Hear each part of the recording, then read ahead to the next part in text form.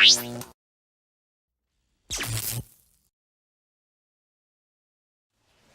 9, a partir do verso 7 até o 20. Essa é a palavra do Senhor. Herodes, o tetrarca, ouviu falar de tudo o que estava acontecendo e ficou perplexo, porque algumas pessoas estavam dizendo que João tinha ressuscitado dos mortos, outros que Elias tinha aparecido, e ainda outros que um dos profetas do passado tinha voltado à vida. Mas Herodes disse: João, eu decapitei. Quem, pois, é esse de quem ouço essas coisas? E procurava vê-lo. Ao voltarem, os apóstolos relataram a Jesus o que tinham feito. Então ele os tomou consigo e retiraram-se para uma cidade chamada Betsaida. Mas as multidões ficaram sabendo e o seguiram. Ele as acolheu e falava-lhes acerca do reino de Deus e curava os que precisavam de cura. Ao fim da tarde, os 12 aproximaram-se dele e disseram: manda embora a multidão para que eles possam ir aos campos vizinhos e aos povoados e encontrem comida e pousada, porque aqui estamos em lugar deserto. Ele, porém, respondeu: deem-lhes vocês algo para comer. E eles disseram: temos apenas 5 pães e 2 peixes, a menos que compremos alimento para toda esta multidão. E estavam ali cerca de 5.000 homens. Mas ele disse aos seus discípulos: façam-nos sentar em grupos de 50. Os discípulos assim fizeram e todos se assentaram. Tomando os 5 pães e os 2 peixes, e olhando para o céu, deu graças e os partiu. Em seguida, entregou-os aos discípulos, para que os servissem ao povo. Todos comeram e ficaram satisfeitos, e os discípulos recolheram 12 cestos cheios de pedaços que sobraram.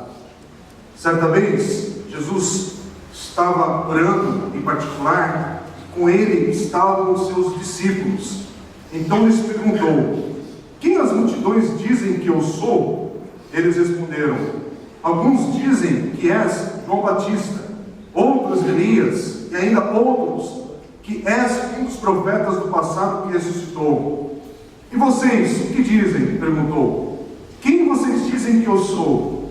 Pedro respondeu: o Cristo de Deus. Eu não sei quantos de vocês são daquela época, que alguns aqui não são, que hoje em dia você organiza um retiro, um acampamento de jovens nas igrejas evangélicas, e na verdade você tem várias opções de onde fazer o retiro, e você já no contrato, você já define. Eu fiz muito isso na época que era líder de jovens, em diversas igrejas que eu estive ali trabalhando, e até com um grupo aqui da comunidade, não na comunidade em si, que aqui a gente organizou nos últimos anos mais day camp, que é mais fácil ainda.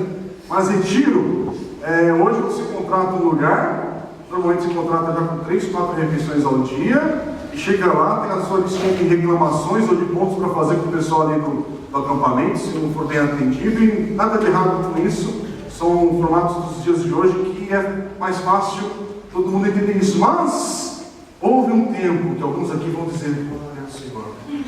Quando você organizava um acampamento, a gente tinha que falar: as irmãs da igreja que estão aquele final de semana livres, algumas irmãs aqui que participaram disso, sabem o que eu estou falando. Estou dando glória a Deus pelos novos tempos, né? Porque dá trabalho.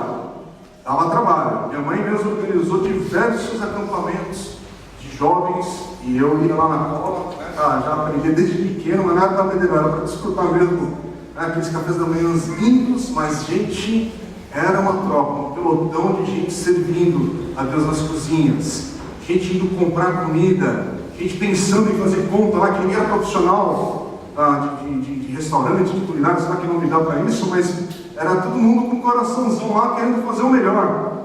Quem participa? Só para ter uma ideia, para não ficar sozinho. Quem pode levantar o dedinho assim, só para falar que já participou de um acampamento nessa praia? Muita gente. Então, você está sabendo o que eu estou falando, e outros, de novo, como você comenta aqui, vai no Google, que você talvez tenha uma história lá, né? Ou no Wikipedia, né? Logo alguém vai escrever o que era retiro, né? Com voluntários. Não, dá trabalho. Dá trabalho. Agora, se você acha que a década de 70, de 80 já é uma década distante, volta um pouquinho nesse texto aqui para imaginar o que é preparar comida 2000 anos atrás para uma multidão com fome. Não é só apenas a multidão, mas o detalhe é que é uma multidão com fome. E você estão ali para te ver, para ouvir você falar, mas aí chegou a hora. Como alguns irmãos aqui estão aquele barulhinho que você fica segurando na hora do culto, né? Porque o nosso culto é próximo da hora do almoço. Imagina passar o dia todo aqueles estômagos roncando. E chega uma hora que ou você resolve essa situação ou vai ter problema. E essa aqui é a história. Porque a gente lê novamente, isso aqui é um daqueles textos que você lê. Se você parar um pouquinho, mais alguns versículos que você leu, uma historinha legal de Jesus e passa batido.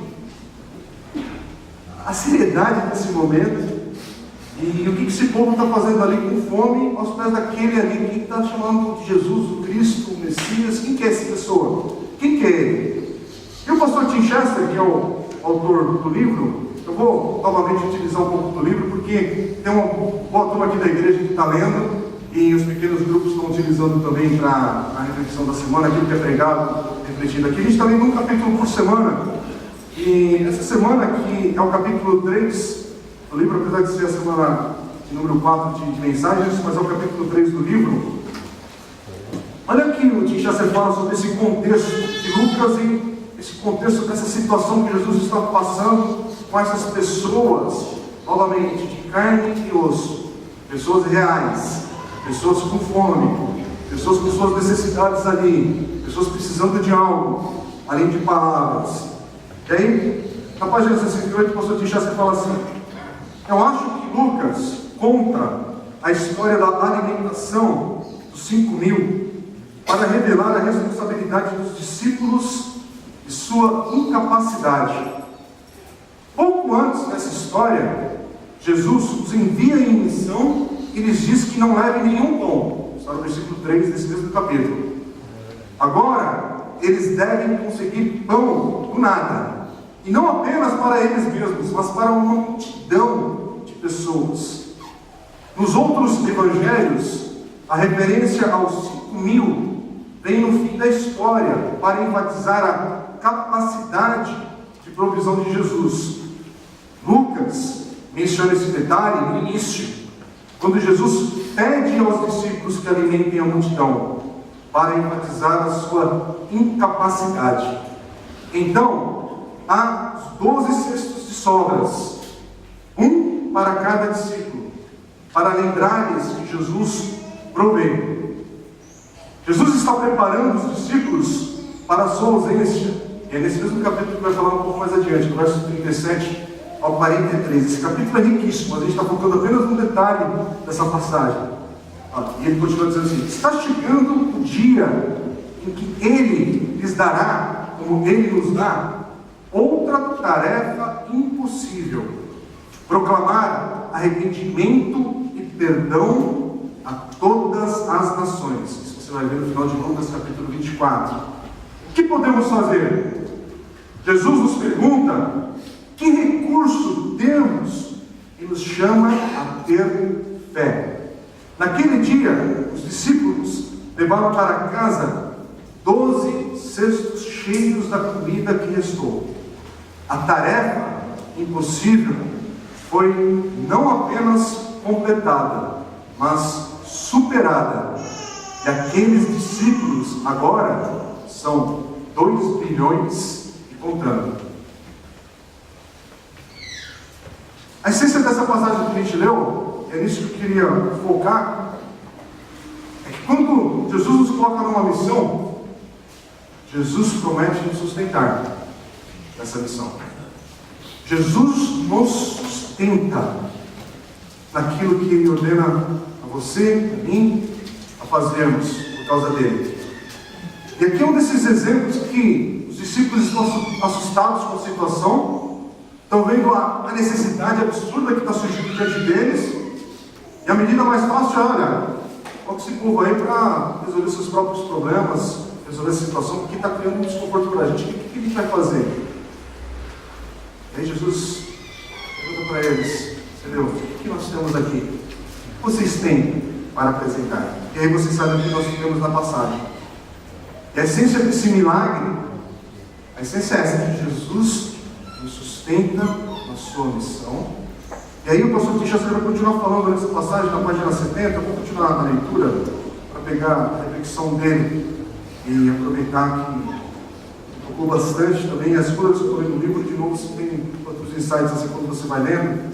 Aí ele fala assim, na sequência desse pensamento: no final das contas, os discípulos não podem fornecer sustento ao povo. Eles têm o poder de Jesus, mas é o poder dele, Jesus. Eles compartilham do ministério de Jesus, mas é o ministério dele. É fácil para nós brincar de ser Messias. Nós queremos ajudar, e é certo que demonstremos amor quando o contexto exige, mas precisamos ser cuidadosos para não pensar que podemos resolver os problemas das pessoas no lugar delas. Não é bom para nós. Se tentarmos salvar o mundo, rapidamente reduziremos as cinzas. E nossa ajuda não será boa para as pessoas. Elas precisam ser ajudadas a operar sozinhas em vez de se tornarem independentes. Confiança depositada sobre nós pode alimentar nossos egos, mas não traz mudança duradoura. E mais importante que tudo, Cristo é Salvador. Nós não. Nosso papel é apontar para Ele. Temos uma responsabilidade de receber pessoas no banquete messiânico, mas não podemos trazê-las. O que oferecemos é Jesus. Sua morte é suficiente e completa. Ele é o provedor. Ele é o anfitrião, não nós. Eu queria compartilhar com a igreja, enfatizar nessa passagem que eu acabei de citar, lendo em Lucas, e esses textos que eu estou lendo aqui do pastor Kinshasa, do livro. Eu queria que a gente tivesse nessa manhã como igreja uma compreensão muito séria, que quando nós temos, ela é transformadora na nossa vida, na nossa vida cristã como discípulo de Cristo. Quer lembrar que qualquer tarefa que a gente for fazer por causa de Jesus, é Ele que nos sustenta, é Ele que provê, é Ele que é quem faz o milagre, é Ele quem age através da nossa vida, mas é Ele. Parece que eu estou falando de uma coisa básica que deveria todo mundo estar entendendo, joia, mas olha ao teu redor, não aqui na igreja, mas olha ao teu redor de vida, para ver se é isso que a gente vê. Quando nós estamos em missão, e essa missão é um chamado de Jesus, Jesus é que nos sustenta nessa missão. Jesus é que é a razão dessa missão, não é a missão em si mesma, é Jesus, é apontar e levar as pessoas para Jesus. E a coisa mais maluca é que quem na verdade atrai as pessoas é Jesus também, é o próprio Espírito Santo que age no coração e vida das pessoas e as atrai. É sempre começa, é por meio e o fim é Jesus.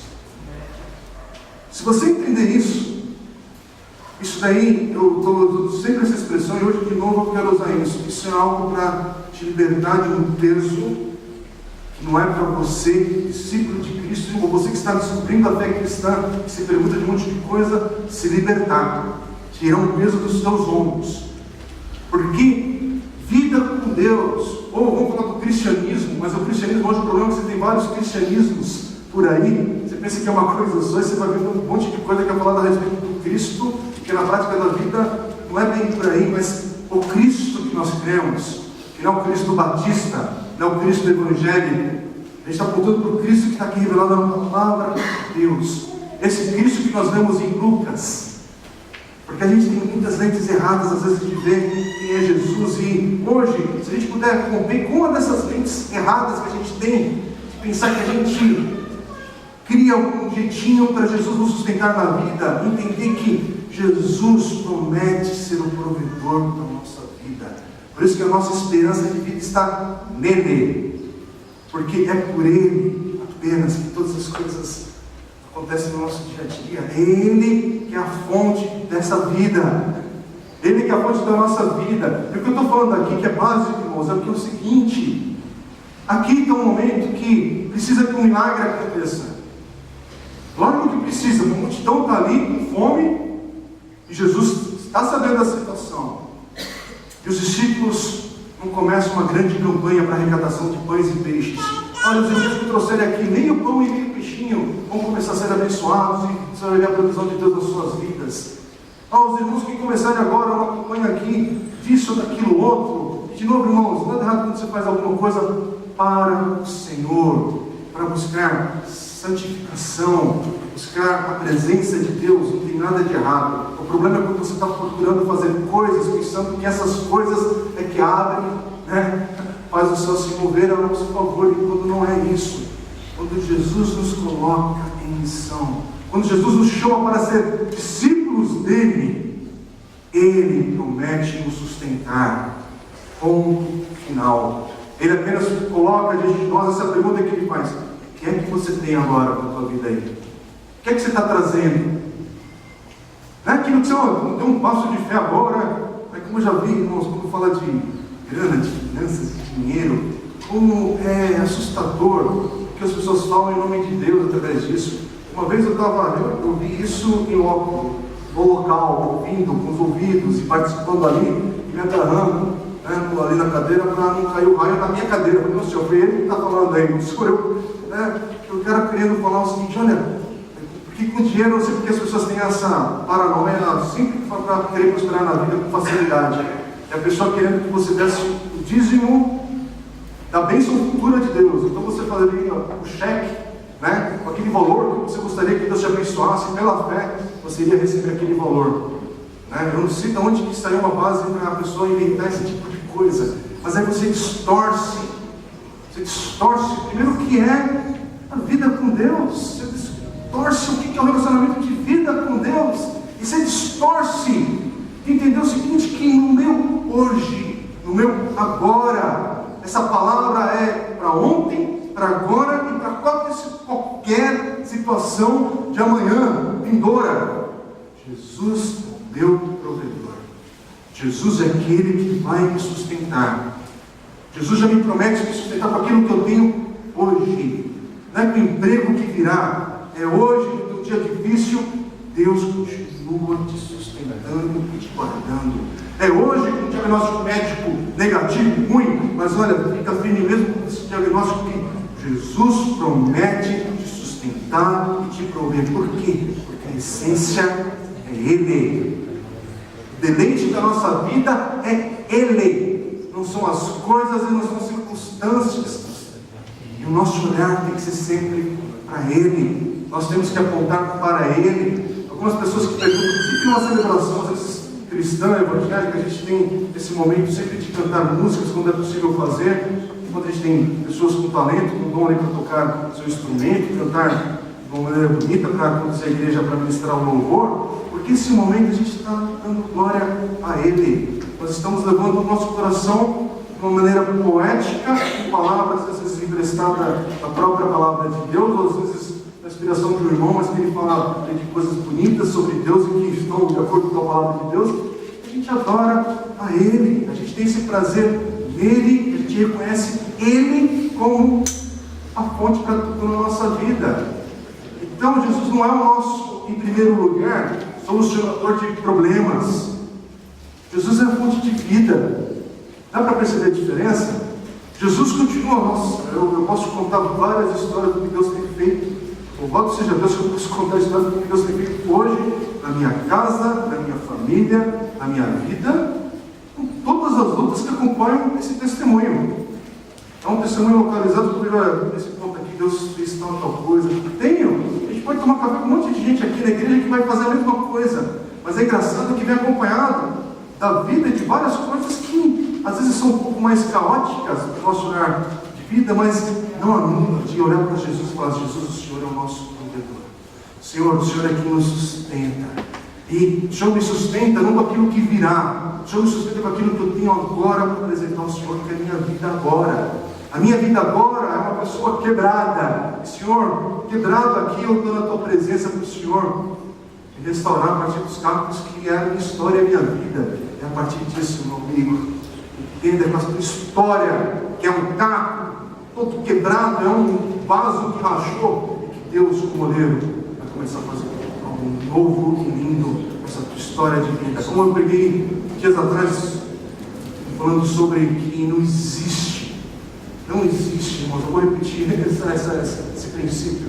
Não tem história que está tão rachada, tão quebrada, tão detonada pela vida, que Deus não conserta, que Deus não escreve algo novo e mais bonito ainda, e que você não vai ver Deus nessa história sustentando, guardando e provendo.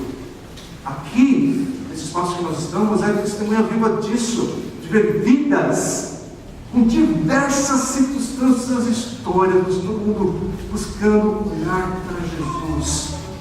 Olhe para Jesus, sim, mas olhe para Jesus a partir das vidas que estão aí ao teu lado, que podem confirmar o que Jesus faz na vida de um homem, de uma mulher, quando se quebranta na presença dele, quando se humilha no lugar certo, que é a presença dele, e que mostra, Senhor, isso é o que eu tenho, isso é o que eu posso trazer. 5 pães e 2 peixinhos, talvez você tenha um pouquinho mais do que isso, até para apresentar, mas é isso. Talvez seja pouco diante de uma avalanche de coisas que você está vendo na tua vida, mas é com isso que você olha para Jesus e fala: Senhor, se o Senhor for a fonte da minha vida, eu vou olhar para isso tudo, eu não sei como, mas eu vou superar essa situação.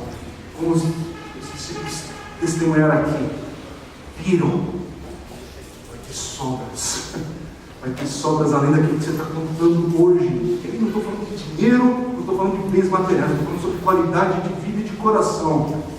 Você vai ter uma qualidade de um coração que aí você vai ver de fato o que é a vida abundante que Jesus fala de todo aquele que é nascido de Deus, todo aquele que tem o Espírito Santo de Deus. Não vai ter vida abundante no céu, irmão. A vida abundante começa aqui, com irmãos que você vai sentar na mesa com eles, para falar de vida, para falar daquilo que Deus faz hoje, com o coração de cada um que busca o Senhor, que coloca Deus em primeiro lugar na sua história e na sua vida.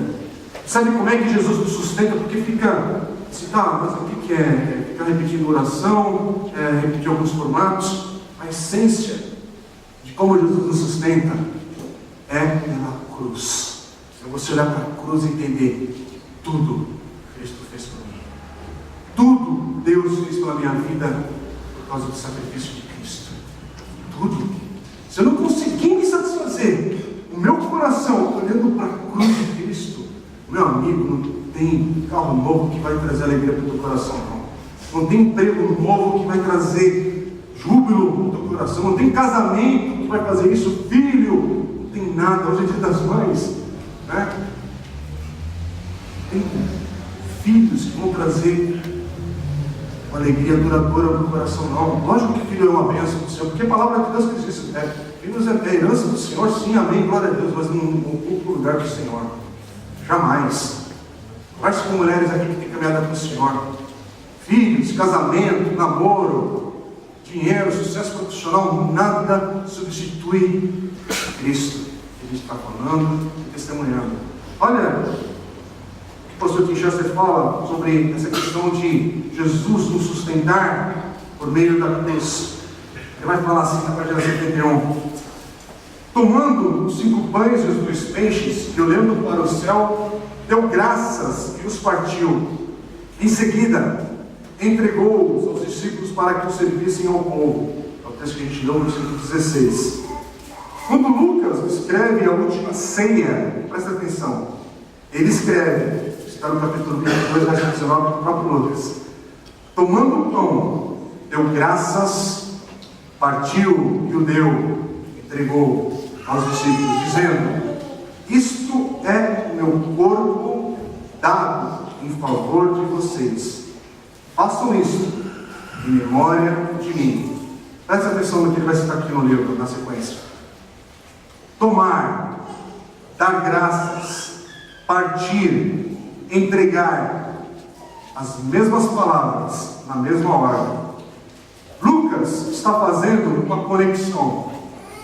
Jesus é o Messias que sustenta o povo de Deus, que promove grande banquete de Deus. Por fim, Ele proverá ao morrer e nos acolherá, porque foi abandonado. Assim que é aclamado como Messias, Jesus explica que deve sofrer e morrer. Está no mesmo capítulo 9, se você continuar lendo a partir do verso 20. Jesus é o Messias, mas não é o Messias que o povo espera. Ele não derrotará o exército romano que libertará Jerusalém. Haverá julgamento, mas recairá sobre ele. Ele será julgado em nosso lugar, para que possamos escapar do julgamento de Deus e ser recebidos no grande banquete de Deus. Não sei se você está entendendo, mas por causa da cruz, do que Cristo fez, Ele é o grande provedor da minha e da sua história. Ele me sustenta, Ele sustenta a sua igreja, Ele sustenta a tua casa, Ele sustenta a tua vida por causa daquilo que Ele fez na cruz. Já está completo, irmão. É por causa daquilo que Ele vai fazer na tua história, na tua vida, e pode fazer. Você pode apontar essa situação para continuar trazendo glória para Ele, porque todo aquele que é nascido de Deus busca oportunidades para continuar sempre vendo Deus no dia a dia da sua vida, nos desdobramentos da sua história. Por isso que ele sempre busca uma oportunidade para dar um testemunho de louvor e glória a Deus. Por quê? Porque eu quero continuar apontando a esse Jesus. Mas tenha um coração grato. E a irmão ceia não é um rito que, se você faltar naquele culto, você tem menos bênção no decorrer do mês, e você passa aqui no primeiro culto do mês, né, vou me precaver aqui, vou participar da ceia para as portas do céu continuarem abertas. Não é isso. Ceia do Senhor, que a gente celebrou domingo passado, e foi um momento lindo aqui na igreja de adoração a Deus, é para continuar nos lembrando, olha o que Cristo já fez. Então, coma do pão, cálice, dê graças, dê louvor a Deus para aquilo que Ele já fez. Irmãos, aqui esse ato de dar graças a Deus nas refeições, a gente barateou essa atitude, sabia? É a gente que faz disso virar algo comum, básico. Obrigado pelo nome do MEC, em nome de Jesus, amém. Mas sem ter peso nenhum nessas palavras, ou aquele desespero, mesmo, aquela fome atrasada por causa do horário, compromissos aqui, acolá. Você deixa essa pressa roubar um momento sagrado. Aqui, gente, eu quero trazer uma espiritualidade distorcida também, que eu sei que tem dia que você está com pressa, tem dia que você come com pressa, tem dia que você vai resolver alguma coisa. Entendo tudo isso porque eu também sou gente, passo por isso, e tenho minhas bagunças de agenda de vez em quando que acontecem, mas entre o excepcional e ser a rotina da vida, tem um extremo aí que você não precisa trilhar. É a questão que o mundo está provocando essa banalização mesmo, desse tempo sagrado que são as refeições, que a gente tem falado a cada domingo e pensado sobre como Deus mostra através das refeições a presença dEle. E aí quando tem essa questão de dar graças, como é um momento de você conhecer Deus, essas pequenas coisas que é a vida.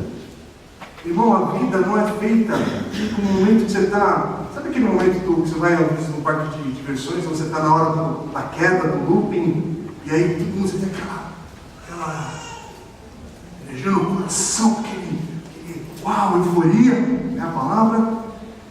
Mas a vida, ela não é o looping. A vida é o constante. A vida é você sair daqui e pegar as 2, 3 horas para chegar lá no Hopi Hari.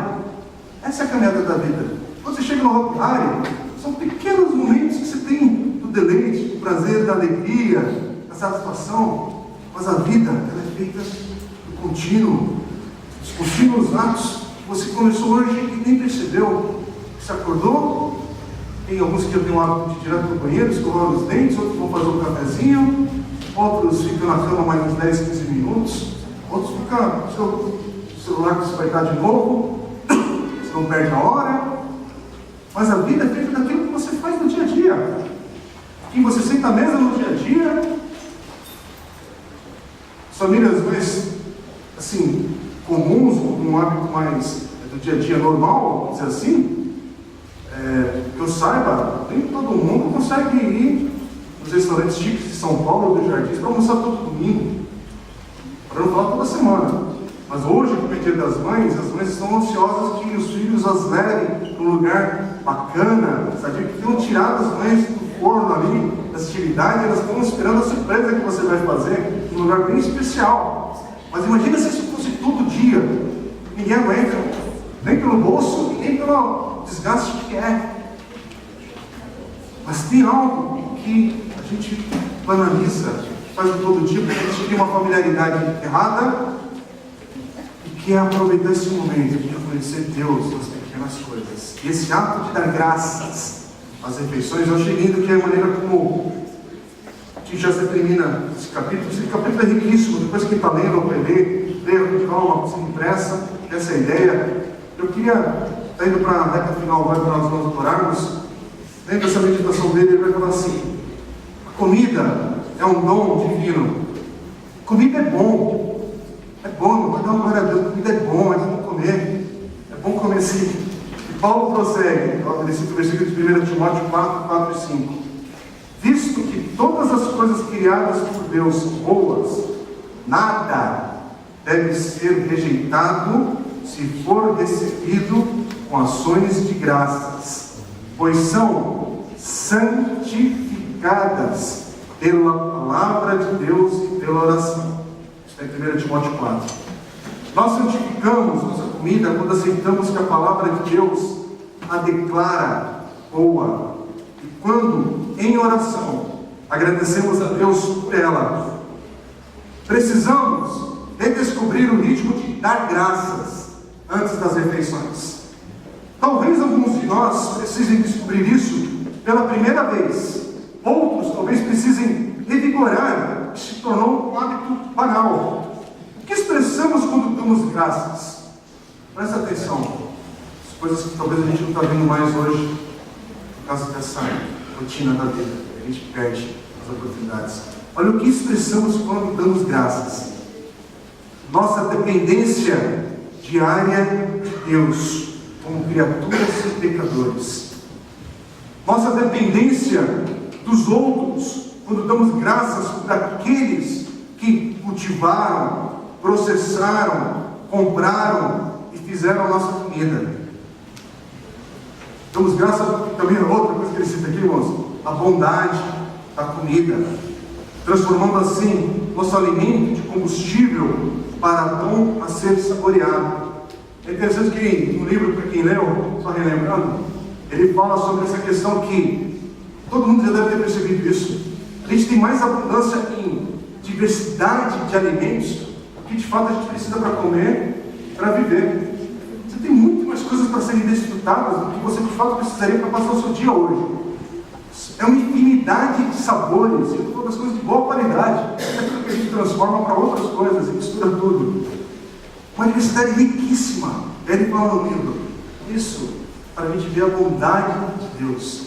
Porque Deus poderia ter inventado 4 ou 5 sabores, 4 ou 5 coisinhas aí apenas, e olha, já está satisfeito, só para recarregar. Mas vamos ter alguma coisa que é de deleite, que é de prazer. Isso mostra mais sobre quem Deus é, a sua bondade, da sua graça, da diversidade de não ser inteligente. É muito mais a ver com graça, beleza. A gente precisa voltar a apreciar isso, irmãos. Olhar para a comida e olhar a bondade do Senhor, daquilo que Ele provê para a gente com tanta coisa legal, tanta coisa bonita. É simples. Porque o simples é difícil a gente colocar em prática. Ele vai falar mais ainda. O que expressamos quando damos graças? Nossa gratidão a Deus, reorientando assim nós mesmos para longe do ego e de volta para Deus. E nossa gratidão pela comunidade, quando pedimos a bênção de Deus sobre nossa comunhão em torno da refeição. No último parágrafo ele fala assim: Deus preparou uma mesa para que possamos comer em sua presença. Tem uma certeza que a gente tem na Bíblia que a gente vai continuar comendo, viu, irmãos? Vai ter um banquete à espera. Não estou brilhando agora. Mas comida é algo que vai continuar, sabia? Tem um banquete que é literal, não é só simbólico. Ele fala assim: Deus preparou uma mesa para que possamos comer em sua presença. Esse é o coração do que significa ser humano. Isso envolve proximidade. Deus não nos criou para mera contemplação mental, mas para uma refeição comunitária. Mas a refeição também não é tudo. Não está falando só de comida. Comida é um pretexto para a gente continuar apontando para o nosso Deus, para o nosso Cristo, para o nosso Jesus. Ele vai falar assim: Deus nos preparou de tal maneira que nossa fome pelo dom da comida é projetada para nos dirigir ao doador. Ele vai terminar falando sobre Deuteronômio 8:3. O homem não vive só de pão, mas de tudo o que sai da boca do Senhor. Amém? Mas essa mensagem aqui, comida aqui é só um pretexto para a gente olhar aqui ao nosso Deus. E o que Deus nos chama a ver como comunidade dele, a mesa com os outros, com ele. Eu queria terminar de fato apenas te lembrando da maneira como a gente começou o texto de Lucas, que a gente leu no versículo 7. Herodes está procurando por alguém. Ele está buscando alguém. Ele está querendo entender quem é esse que o pessoal está falando. Os discípulos, ao mesmo tempo, estão pensando em busca de decifrar e entender quem é esse Jesus. O povo e a multidão estão sentados ali aos pés desse Jesus, desse Messias, assim como o povo ficou esperando o maná no Êxodo. É um paralelo muito interessante esse texto. Eles estão esperando: quem é esse daí? Quem é esse tal Jesus? Quem é esse? Ele é o Cristo? E os discípulos estão com essa pergunta também. Jesus está trabalhando no coração deles. Mas a resposta de Pedro é a resposta. Quando Jesus pergunta: quem vocês dizem que eu sou? Jesus afirma: tu és o Cristo. Tu és o Cristo. E Pedro fala isso. Eu acho que o Espírito Santo está movendo o coração dele para isso. Mas é porque é impossível estar à mesa de Cristo e não provar da sua graça, da sua misericórdia real. Isso é o Evangelho, irmãos. O Evangelho não é uma teoria e ideia. O Evangelho nós vemos na vida uns dos outros. É por isso que a gente está insistindo tanto sobre isso. De você sentar à mesa daqueles que são Cristo. Porque é a única maneira de você ver Cristo. Cristo você não vê hoje por causa do discurso, por causa daquilo que eu estou falando. É lógico que isso é uma maneira como Deus, pela palavra, nos fortalece, abre o nosso entendimento. O Espírito Santo de Deus age na vida. Mas para valer mesmo, tem que ter um desdobramento, que é te chorar no olho, ver Cristo dessas palavras na boca. Como é que eu vejo essas palavras na vida? Pedro provou disso. Ele viu, ele sentou à mesa e ele ouviu o chamado desse Cristo. E diante de tudo isso, ele pôde falar: tu és o Cristo. Tu és o Cristo. Eu me pergunto para você: quem é Jesus para você? É o cara que vai resolver o teu problema da conta no banco essa semana? Jesus é o grande provedor por causa das dificuldades aí, isso, aquilo, outro, tal? Ou a essência? Porque você pode ver Cristo resolvendo, sim, sendo a solução, porque a tua vida vai ser alimentada e a ação de Deus na nossa vida, você experimenta a graça de Deus dia a dia. Você vai poder olhar para tanta coisa que acontece na tua vida e apontar para esse Cristo. Mas, irmãos, a essência é o seguinte: quem é Cristo na tua história? Porque o Cristo da palavra de Deus, ele é o Messias. Ele é o ungido do Senhor. Ele é aquele que morreu por mim, pelos meus pecados. Sem ele, eu não teria acesso a Deus. Sem ele, eu podia ser bem sucedido, entre aspas, na minha vida profissional, isso, aquilo, outro. Mas coração vazio e oco. E hoje talvez você esteja precisando que a tua vida seja cheia do Espírito Santo que Ele enviou, como olhando para esse Jesus e clamando: Tu és o Messias, Tu és o Cristo. Os olhos, vamos orar.